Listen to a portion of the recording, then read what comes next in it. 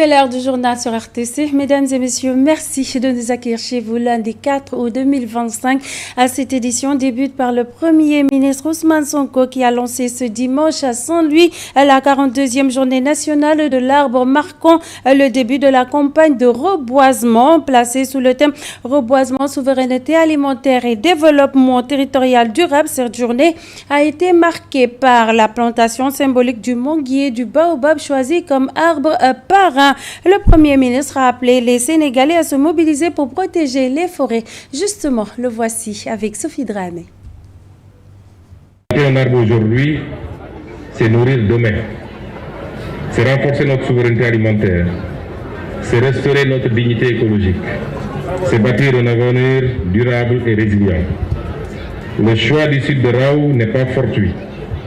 Situé au carrefour des communes de Gandon, Pal, Fass Ngom et Saint-Louis, à la croisée des dynamiques sahéliennes et côtières, cette forêt classée, qui est intégrée à la réserve de biosphère transfrontalière du delta du fleuve Sénégal, se distingue par sa biodiversité exceptionnelle. Cependant, elle est menacée par l'urbanisation galopante, le surpâturage, la coupe illicite de bois, les effets du changement climatique. Restaurer cette forêt, c'est envoyer un signal fort aux fins d'inverser la tendance à la dégradation du couvert végétal, à l'échelle locale comme nationale. Et cette volonté se reflète également dans le choix des deux arbres parrains, à savoir le manguier, pilier économique de nos terroirs et levier de souveraineté alimentaire, et le baobab, arbre sacré, symbole de résilience, de longévité et de paix. Ces deux espèces emblématiques incarnent notre capacité à allier culture, écologie, sécurité alimentaire et économie dans une dynamique vertueuse. Le thème retenu, reboisement, souveraineté alimentaire et développement territorial durable, avec pour slogan l'arbre, notre assurance vie, exprime notre volonté d'intégrer pleinement le climat, la biodiversité, l'économie et la justice sociale dans la gestion de nos terroirs. Autre actualité, autre localité, à Ziguinchor, comme dans toutes les régions du Sénégal, la journée nationale de l'arbre a été célébrée avec engagement. L'édition 2025 met en lumière le lien essentiel entre la préservation de l'environnement, l'agriculture durable et le développement local. Les détails avec Ginette Badji. À Ziguinchor, comme dans toutes les régions du Sénégal, la journée nationale de l'arbre a été célébrée ce dimanche 3 août 2025 à l'école franco-arabe de Kandjalan. Cette journée occupe une place stratégique dans les politiques publiques de gestion des ressources forestières parce qu'elle constitue un moment d'action et de sensibilisation. En effet, ce qui nous réunit aujourd'hui ici n'est pas une simple cérémonie symbolique. Elle est un instrument clé de gouvernance environnementale qui permet à l'État de concrétiser ses politiques publiques des ressources forestières en responsabilisant directement les communautés locales. L'édition 2025 a mis en lumière l'importance de l'arbre, non seulement pour l'équilibre écologique, mais aussi comme outil de lutte contre l'insécurité alimentaire. Ici en Casamance, la forêt n'est pas simplement un espace naturel, elle est un lieu de tradition, de rites, de savoirs ancestraux et de cohésion sociale. Elle a façonné l'âme et l'histoire de cette région tout en renforçant le lien indéfectible entre l'homme et la nature. Dans la région de Ziguinchor, 1473 plants ont été mis en terre à cette occasion. Aujourd'hui, il est prévu de mettre à terre 1473 plants ici à Kandjalan, à Niaguis, à Niassia, Wonk, Tchonkessil, Djouloulou et au niveau du département de Boussou. Ceci a été fait grâce à l'engagement infaillible et la volonté des agents des eaux et forêts. Cette journée a été marquée par une forte mobilisation citoyenne, rappelant que la préservation de l'environnement est une responsabilité partagée et constitue un levier essentiel pour un développement durable, équitable et souverain. Ginette Badji, le village de Soringo, dans la commune de Wuro-Sidi, n'a pas dérogé à la règle. Cette localité a accueilli le lancement régional de la journée nationale de l'arbre à Matam en Chouar, qui récompense l'engagement des habitants dans la protection des ressources naturelles. La cérémonie s'est tenue en présence de l'adjoint au gouverneur avec des opérations de plantation d'arbres. Le colonel Daouda Ndiogu, inspecteur régional des eaux et forêts de Matam, s'en explique au micro de Marsal.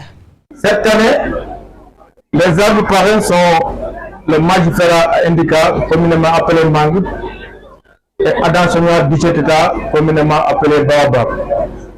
Ce sont des espèces très prisées au Sénégal et dans le monde entier grâce à leurs fruits. Leur rôle très important dans l'économie sénégalaise, associé au désir du gouvernement à atteindre la souveraineté alimentaire, justifie leur choix. Le choix du village de Soringo pour abriter la célébration de la journée de l'arbre provient d'une volonté inébranlable, d'un engagement soutenu, ainsi que d'une détermination remarquable des populations dans le combat contre la dégradation des ressources naturelles. Force est de constater, mesdames et messieurs, effectivement que les organisations communautaires de base de la localité précitée se caractérisent par l'émergence de dynamiques collectives basées sur une solidarité locale. Reboisement, souveraineté alimentaire et développement territorial durable, qui constitue le thème de la cérémonie, nous exhorte à faire de l'arbre un pas important dans la vie des populations. Ainsi, en favorisant la régénération de nos forêts et en intégrant des pratiques agroforestières, on peut améliorer la production alimentaire. Cap sur Vélingara, le lancement de la journée de reboisement a eu lieu à l'école élémentaire Salif Baldé, choisi pour abriter la cérémonie officielle. À cette occasion, le capitaine des eaux et forêts, Godien, a invité les populations à planter des arbres pour lutter contre les effets du changement climatique dont les conséquences se font déjà sentir. Je vous propose de suivre ces propos au micro de Maria Maba. Nous avons planté diverses. Mais souvent ici, les gens nous parlent de terminalia, d'autres espèces souvent. Mais cette fois-ci, et souvent, ils n'aiment pas le caïcédra. Mais je les rassure. Le caïcédra, on l'a planté. On a planté le kichélia. Nous avons planté le flamboyant. Mais également, nous avons planté des eucalyptus. Ça veut dire que des arbres pour des brise-vents, des arbres pour des ombrages. Mais il faut diversifier les espèces parce que chaque espèce a son pesant d'or dans la nature. Et c'est des espèces qui donnent de l'ombre, mais aussi qui procurent des vertus, parfois médicinales, et qui sont en voie de disparition et qu'il faut protéger. Il faut le reconnaître. Il y a des gens qui plantent. Il y a beaucoup de planteurs. Mais ce qui fait défaut, c'est l'entretien. Mais quand même, il y en a qui ont parvenu à faire de grands efforts. Ils ont parvenu à installer des vergers ou bien qui ont fait ce qu'on appelle des bois de village, ça se voit. Mais jusqu'à présent, ça reste parce que le réflexe citoyen, ce réflexe dont les gens ont besoin pour reverdir, quand même manque. À chaque fois qu'un homme construit, il abat des arbres pour y habiter. Mais on lui demande, si vous abattez 10 arbres pour y habiter, mais il faut planter au moins 5 arbres et les protéger. Dans l'actualité de ce lundi 4 août, également, le président de la République, Bassirou Diomaye Diakhar Faye, s'est rendu ce week-end à la forêt classée de Mbao dans le cadre du lancement de la campagne écologique nationale. Sur place, le chef de l'État a déploré les nombreuses pressions qu'elle subit et annonce des mesures pour préserver la dite forêt classée. Compte rendu, Lamine Goudjabi. La forêt classée de Mbao, dernier poumon vert de la région de Dakar, joue un rôle essentiel dans la vie quotidienne des populations vivant dans la capitale sénégalaise. Un marigot au rôle écologique déterminant et contribue significativement à la régulation climatique, à l'épuration de l'air, à la recherche des nappes phréatiques, à la lutte contre les inondations, à la production fruitière et au bien-être général des populations. Malgré son rôle de régulateur climatique, la forêt classée de Mbao endure les agressions extérieures, selon le chef de l'État informé de la situation. La forêt classée de Mbao subit une dégradation continue qui ne peut désormais plus être tolérée.